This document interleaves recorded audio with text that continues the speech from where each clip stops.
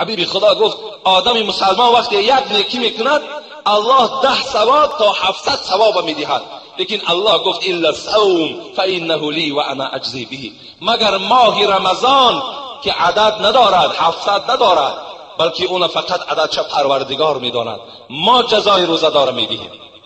خوش بهاتان ای بنده های با انصاف پروردگار که این ماه مبارک شما روزه داشته ایستاده. شما برای شما به خدا قسم خیلی نعمت کلانی هست. دوستای خدا این روز آرزو میکردن که خدایا یک بار دیگر بر رمضان ما را برسان.